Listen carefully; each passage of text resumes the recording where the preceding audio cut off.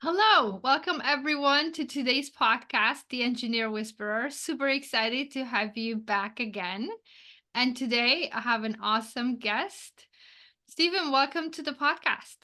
Hi there. Thanks for welcoming me. It's great talking to you.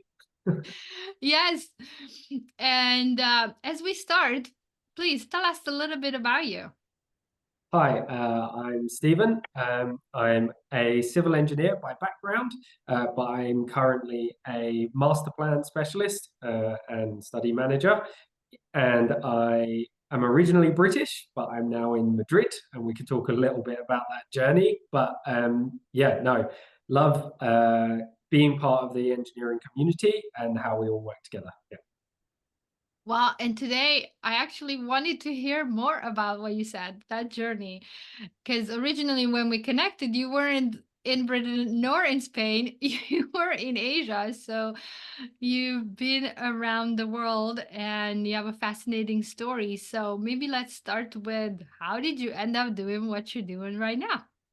Yeah, sure. When we first spoke, I was in Singapore. I moved there during COVID, and I moved with work, but also my now partner, who is Singaporean, my wife. She was out there living. So part of my move was strategic to get over there. But I've had this quite a long journey. I spent a lot of time. I'm graduated in Sheffield in the UK. I'm originally from London, so I did a move there.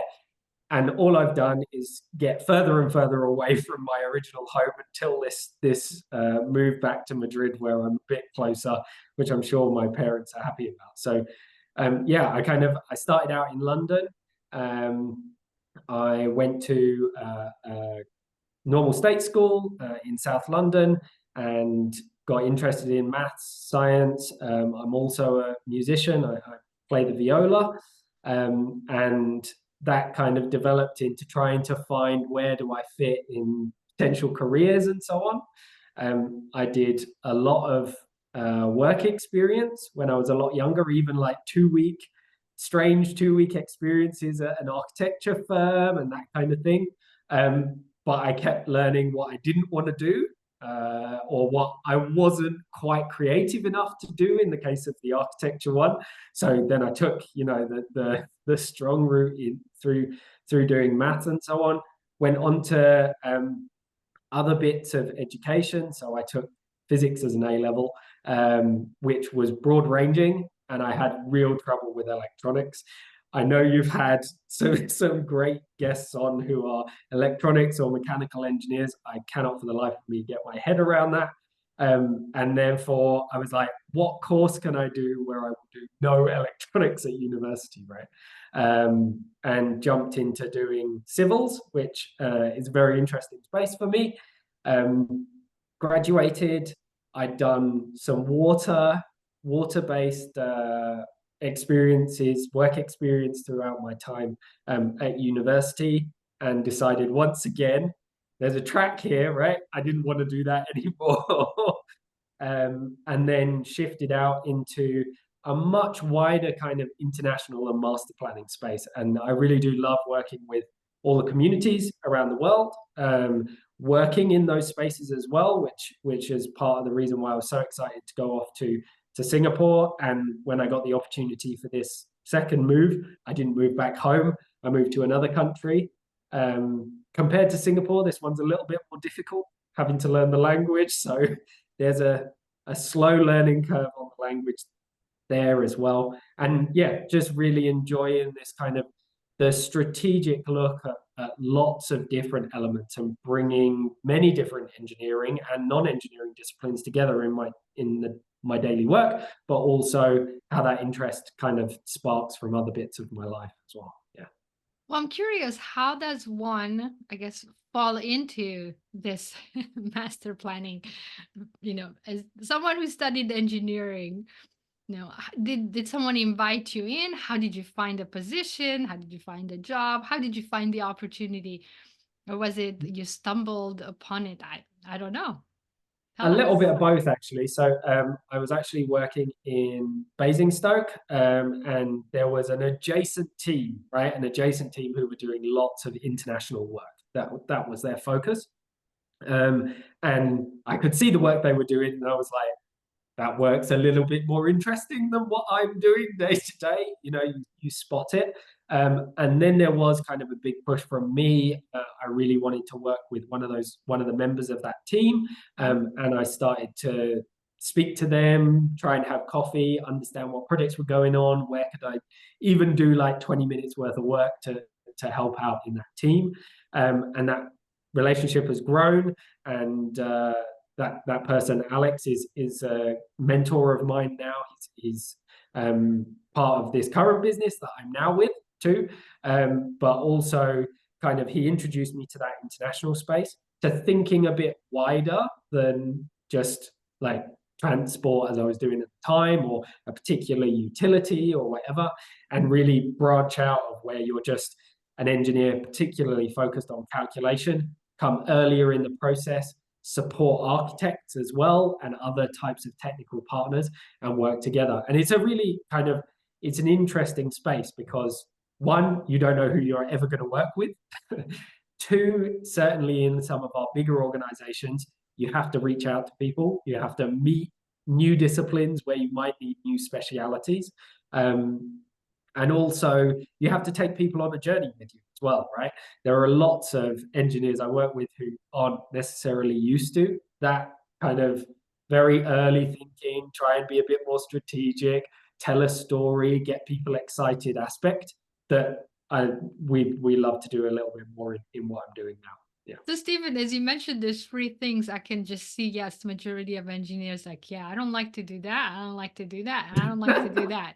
So, so, so how how did you find out that you like to do those? So let me go back. So you said you were working next to this group of people. So you weren't working with them.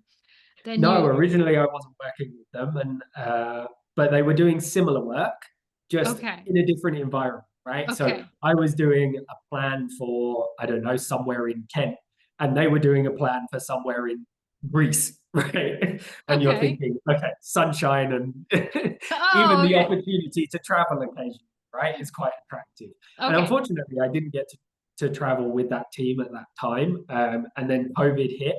We were on a big project working for in the Middle East, and we did all of it from home, right? There was Mm. no travel. Yeah, Um, yeah. Well, everybody was doing that. So yes. right. But Um, let me get back to the point where okay, so you looked over the fence like, I like what they're doing.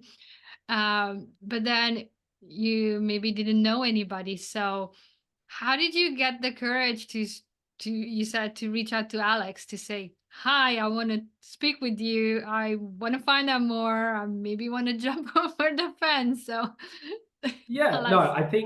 I think there's two bits, right? One, there is this listening aspect, and to anybody sitting in an office, right, is very, very comfortable now to put on your headphones, to lock into your own work, to kind of certainly if you enjoy the work, you might lock in. Also, people who don't enjoy the work will put on music and lock in and just get their day done, right? Yes. And now also with the kind of work from home aspect, I guess there's a lot less chance of people doing this. And I'm someone even now who comes into the office almost every day, right? Because there's this listening aspect where if you hear about something that you might be interested in, you can then start to make that connection. So that's first thing, right? If you are not Okay. got open ears, you're never going to hear about it. You're never going to kind of pick up that interest. And Okay. then the second one really was kind of I had a good line manager at the time. So I was able to have a conversation there. It wasn't Alex, it was someone else. And I was able to say, look, I think that team's doing something interesting. How can I get there? And so having good mentors, good line managers is really helpful. And then it really was just like try and catch him as he went for a coffee. Like literally, okay, I'm going to go get my coffee now, try and have a brief conversation. That kind of thing happened. Surprisingly as well, right? I'm now in Spain and I'm doing the listening thing, but it's in Spanish. So I'm like, oh no, what to do here? and whether I can pick up anything that really is of interest. And I think we spoke before, but when I was playing the viola in orchestras when I was younger, there's a very kind of unique aspect of playing the viola compared to many other instruments where you hardly ever have melody, right? Yes. And the melody is what anybody listening to the music from an audience Yes. finds interesting. Well, that's the same for a lot of people sitting in the orchestra who don't have the melody at the time, right? They're tracking it around the different other instruments as they play. And there's a little bit of that, right? You learn to listen, you learn to listen out for where there might be something interesting, even if it's a snippet or a stream. And then you're like, okay, I can try and pick that bit up, use that, and develop. But I think also I was in a unique situation. I had some water background. I was a civil engineer originally, so there were actually lots of aspects of the master planning space that we quickly found I could help. Right, so because you needed to think about those utilities at a very high level, you don't need necessarily 15, 20 years worth of design experience with all the detailed calcs. Because really what you need to say is, what is my vision around this utility? Am I being really, really, green or sustainable or efficient? What are we doing there? And yeah, really enjoy that kind of aspect. But listening is a really big part of that. I love that point that you're making. I love all the points that you're making. That you didn't quite, maybe you didn't have all the so-called credentials right away or so obvious, but then you had elements of it as from your past and from education and from an engineering education. But then you bring in listening, and so my son played the viola for a couple of years in high school, and it taught me so much about, yeah, the difference between the violin and the viola, and the what you said, Yeah, yeah, so cool, so cool. And then how you're talking about how you're bringing this knowledge about music and listening into your work environment. That's super cool too. And I always talk about that too with engineers, that you're doing something great outside of work, so let's bring that into your work because you have some skills there. So thanks for touching on that. And then, so listening, I mean, it's fascinating because I I think most of us, like, I want to hear something big, and I don't know the big answer, and then you say the simple thing. It's listening. It's taking your headset off, headphones off, yeah, and just listen for something that's interesting, and then dare to tell people that you're interested, and then dare to ask people for 5-10 minutes of their time to maybe ask one question, say hi, to be absolutely. curious. So Asking the question, but also I guess there's a little bit of selling yourself in that, right? Find where you could add something, or where you've got a little bit of extra time, or whatever that might be, right? The little value add you can give is always good. Mine at the time was an engineering background, and I think it still is. The master plan space, at least, is still very architect oriented.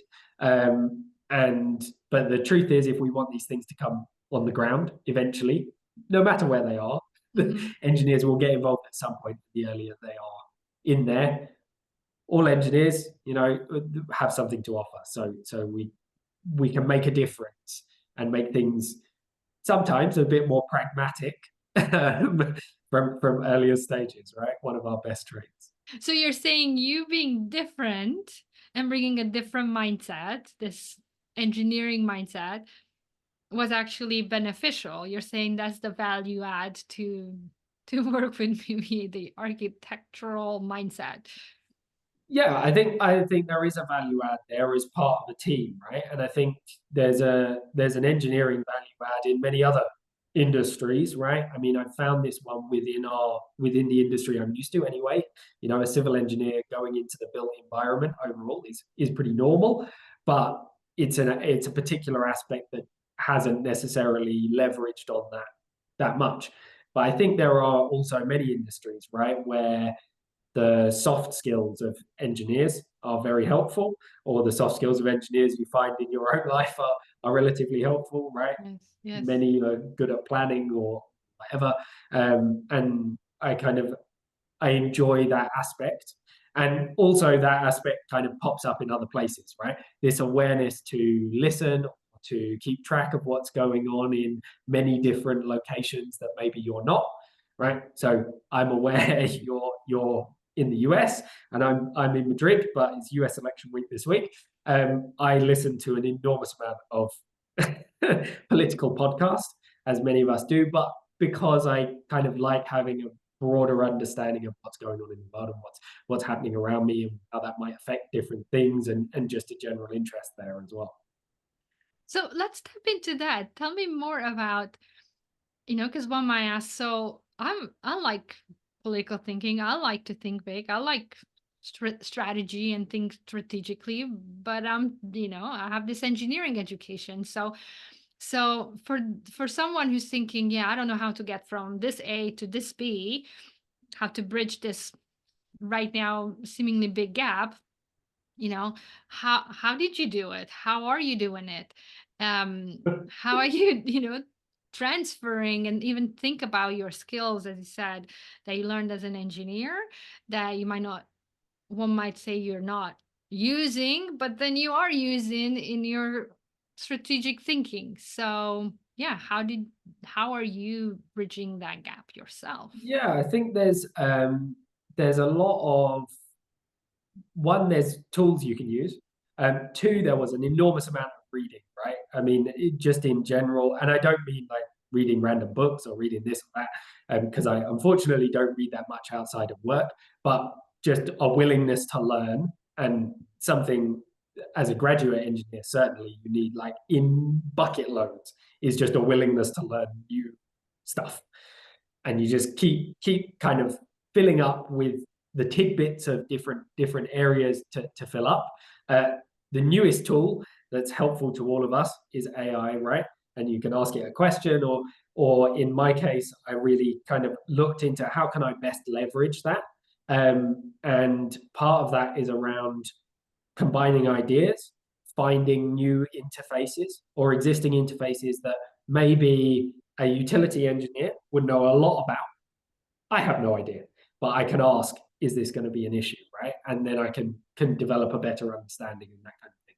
So I think there is a lot of the listening aspect to those around you who are doing different things. I think there's a huge thing about, right, hot desking, about sitting next to a different team, right? If you are in the office, go sit next to a different team because you'll learn something, even if you don't realize that you're actually taking something in at the time. And really leveraging on that tool set, but also on your own kind of intuition in kind of dedication to learning new things at the same time. Yeah. So for you, being places, it's important. Like you are, I have to say, I have to use this word. Sorry, everyone, but it's so obvious. You're very strategic about where you sit, where you are, where the places that you go to. Just you said, being in the office doesn't just mean that I do work there. This is where I go listen. This is where I go meet people. This is where I connect with people. This is where I learn things. So did Yeah. were you aware go, at go a go to Singapore. That's the location to go and, yeah, yeah, yeah, were be you with my aware? partner. Were you aware of this, and were you aware of this from a young age, that the where you go, the place, the environment is strategic for what you're trying to achieve? I'm not sure. I don't think so. I mean, I watch a lot of. So I was in Asia. I watch a lot of anime now. I read a lot of fantasy kind of adventure type novels when I was younger. Maybe there's an aspect of that kind of going to a place and then realizing there's something good there and trying to make the best of whatever that good thing is. This move to Spain is a new one, and I'm finding the good things here in Spain, and there is an enjoyment, right, to finding those new great things that you can experience or enjoy. I mean, I think that's a general thing, and that's not to say that I grew up in London. There are an enormous number of great things in London. Whether I experience them all, definitely not, right? But I think a little bit of me is about finding those great things in new places and finding new experiences as well in them. And I guess that does track back into how I think about what I'm doing in the office or at work and so on, right? And seeing the value in that. There is always some value in meeting someone new, in kind of doing that kind of developmental thing. Even our connection, right? We're not in the same country. I was in Singapore. Someone else put me in touch because I did a Pecha Kucha night there, and he was one of the other Pecha Kucha speakers. It was the first one I'd ever done. It was just like a totally off the bat thing that I agreed to do for someone else that I'd met. And it's resulted in some great stuff, right? Some new connections, and awareness of some different areas, both of Singapore and the world as a whole. And yeah, I like being places, right? There's a sense of being, no matter what. It's a little bit cold here now. I prefer to be places where there's sunshine, but all good so far. It will come. It will come. It will come again. Yes, I arrived in summer and it was very warm. Well, let's give the shout out to Peter Williams who introduced us. So thanks, Peter. Super grateful for that. And then what I'm hearing and what you're saying is this intentionality, that maybe it's tied back to your strategic mindset and thinking, but it's finding the intention together with finding the place that where you're going, or maybe finding the place first and then the intention, as of what you said. If I'm already Yeah, at a place, I'm gonna make the most of it. And what is that for me? What's gonna be something meaningful here that I can do or experience or feel. I think that's so important to take those few, moments, uh, and figure out, yeah, if we are already in a place, how can we make the most of that place for yeah. I think ourselves and for others? there's definitely an element of luck, right? I won't deny. As much intentionality as you can have to say, right, I want to make a move now. This is the time to do it. Um, Even if, and certainly I have not exhausted whatever experiences were in the last place, but I guess I offset the potential gain of the new place and maybe the ease of finding new experiences in a new place against being where you are at already and kind of developing that further. And there's also an element of kind of, if you feel you can do it, just do it, right? I think as with any change, there's like the doubt moment, right? The little hesitation moment. Get Hmm. over the hesitation moment. Try and find some good things. If you can find good things through really easy research now, right, on the web, that gives you that, okay, there's some good things here. That's probably fine. To push you over the hesitation hump, Yeah. that can really open doors as well, right? Is the change going to benefit me more than the potential risk? Well, is the risk that great, even if it doesn't go well? Is also a good question to ask, right? Is the risk, even in itself, without any benefit, that bad, Y- given opportunities and potential? It's yeah. yeah. Yeah, what a cool mindset. Is it the risk by itself bad? Yes, because I don't know, from default, we humans associate risk with being bad.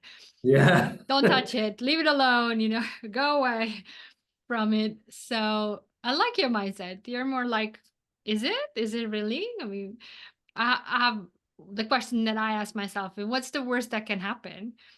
And Yes. that kind of brings out, well, is it really that's the worst? Like, and, and sometimes when I ask engineers that question, like they tell me, well, I don't know, I'm gonna feel bad. I'm like, okay, so I expected for you to say the worst is, I don't know, you're gonna lose your life, or a limb or something.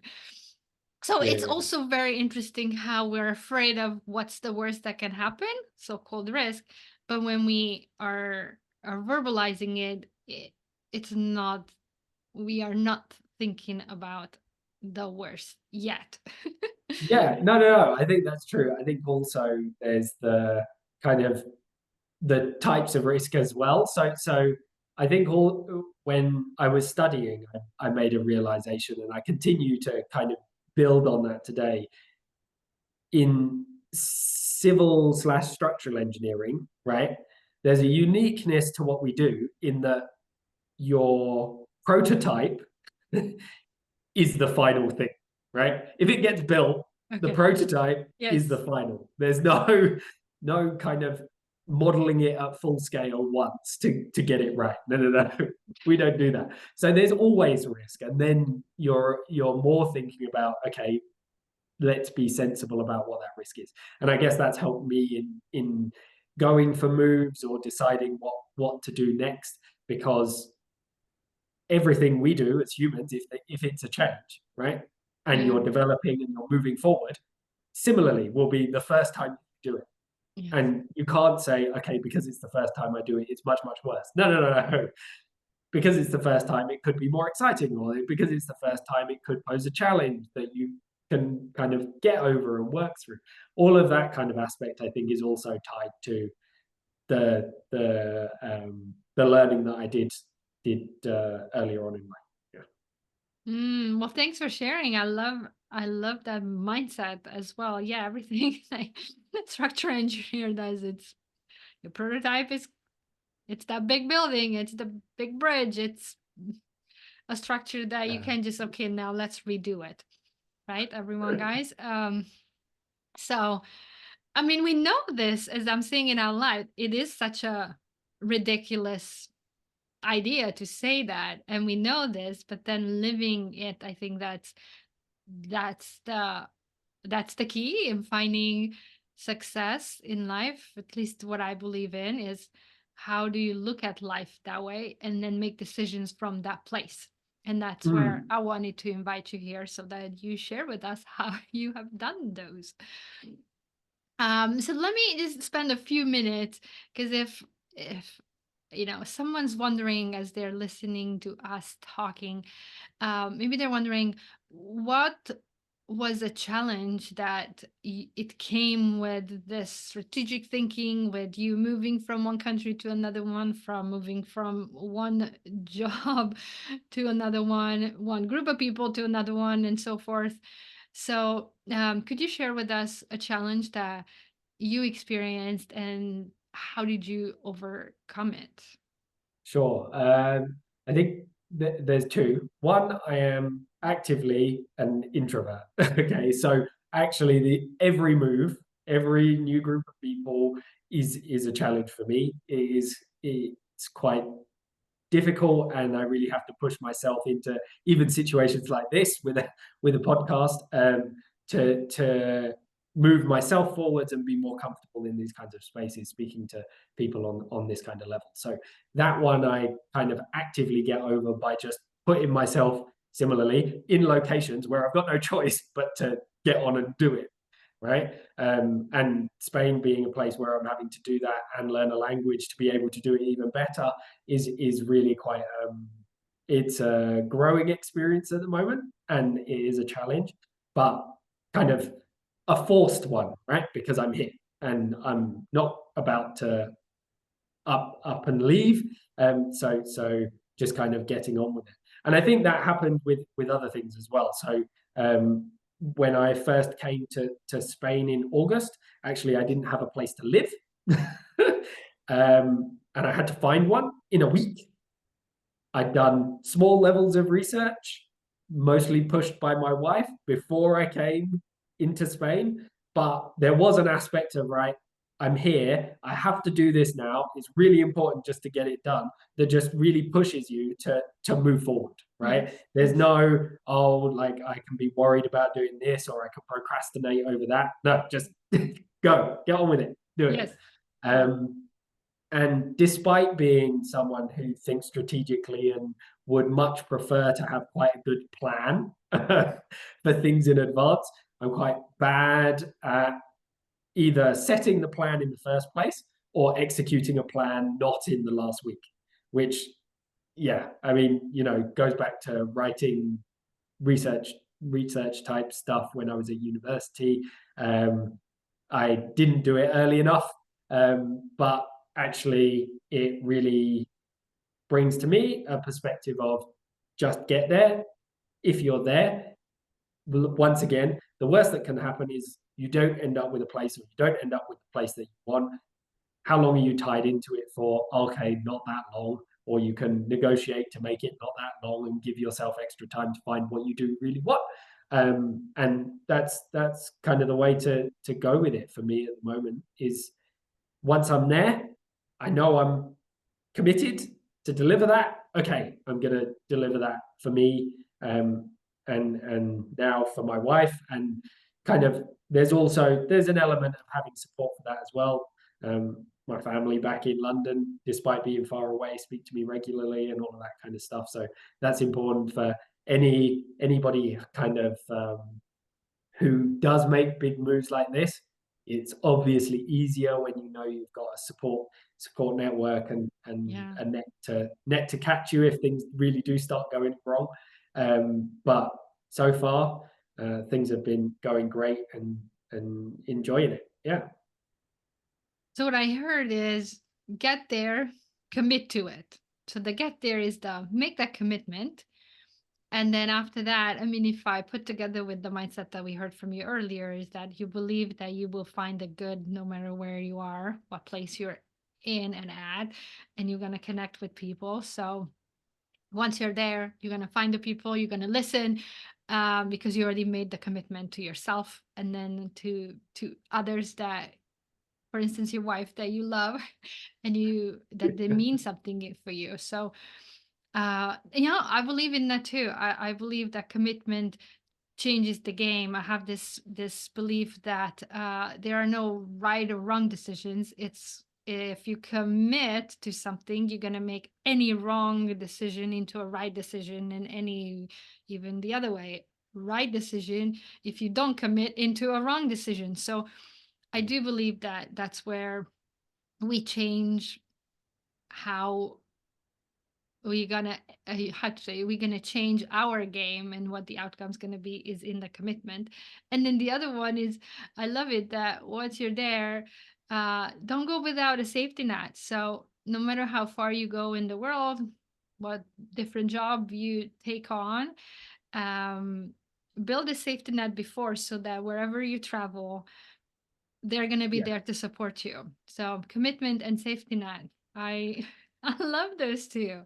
I mean, I am definitely risk averse. So setting up, making sure you got the safety net before you leave. Yeah, I do that more than I do the planning for the new place. But I think also there is an element of kind of if you have made that decision and it goes a bit wrong, right, and you sort it out, then it doesn't really matter because you've done some Yes. learning in sorting it out. I won't deny there's always a level of panic, right? I mean, me Yes. personally, there's a level of panic, but once you're over it, there's also probably endorphins and serotonin saying, you got over that. Here's some relief. Move on, enjoy yourself, all of that kind of stuff as well. So yeah, no, it's a really I would encourage anybody, even if you just decided to do it for like 3 years, 6 months, 5 years, working somewhere else is an incredible thing to do.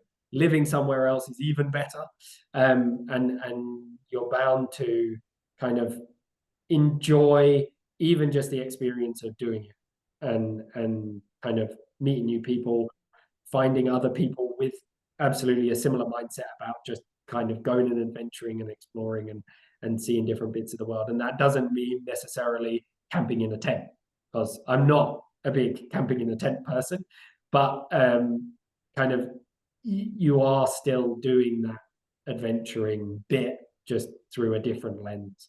Yeah. Yeah, choose your way. Like, that's what I'm hearing. Everybody has their way. Just know what your way is and then seek that out and say yes to that. If tenting is Yes. not your way, then don't say yes to that one. Say no to that one and then go keep searching. It will show up.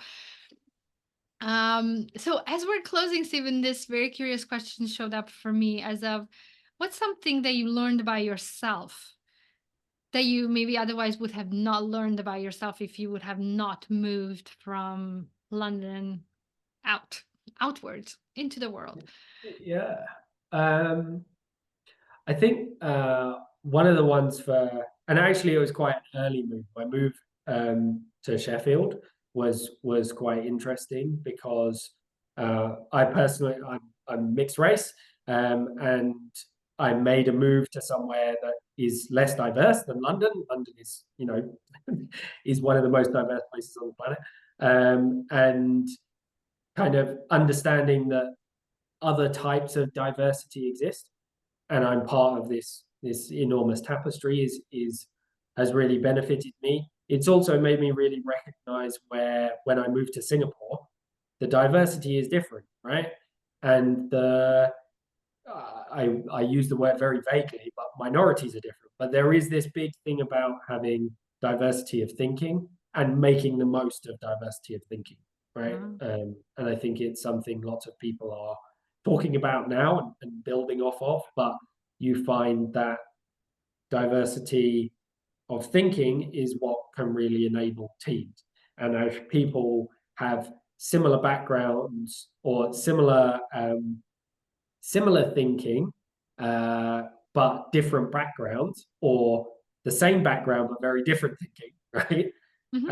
As currently in the case of the two halves of America for the election, there is kind of that very significant aspect of um, that there is benefit, there is automatic benefit out of diversity of thinking, and that is that the other people will learn something from it. Doesn't matter whether they disagree or not. And I think engineers are very good at kind of working through the compromise. We're solution finders, right? There is an aspect of that in our day to day. Even in my day to day setting much Yes. bigger strategies, there's an element of that compromise and Yes. just moving through that. And I've learned I'm okay at that. I have had to work on it, but that I now very much value diversity of thinking around me, even where there's disagreement or friction. Yeah. Mm. Oh, I love that. That reminds me of this mm, guiding principle that I follow that uh, if you don't have in a situation, if you don't have a problem with the person, then you can focus on fixing the situation.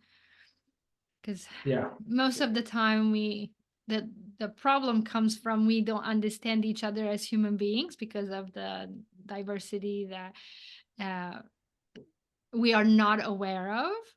Some people might say biases. So before we understand each other, it might appear that we have a problem. But in order to solve a situation, we have to both agree, or all of us agree, that the problem is not with us, not with how we see each other, and then Yeah. we move on. Hmm. Well, Stephen, we are at the end of our conversation, and um, it has been great. And before we close, I would like to give you the mic back to close us out. Now, what are some final thoughts that you want to leave us with today? Sure. I guess I'll just go with two, and they're connected. Um, if you have experiences you don't like, right, find the bit of them that advises you on what you might like, right? The little nugget, that tiny thing in the 2 week exercise where you didn't like, find the thing that tells you what you might like, and then go after that. And then the second one is, yeah, just travel. Yeah, be brave a little bit. You can work it out. There's people both at home often, but also in the locations you go to who are more than friendly enough to give you a hand, and you can work it out. It's so enjoyable to move, work, and live elsewhere. Yeah. Well, on that note, thank you very much for being here from Spain, from on the other side of the pond, as they say. So thank you very much for joining me today. It has been a pleasure. Thank you. Thank you. Thank you.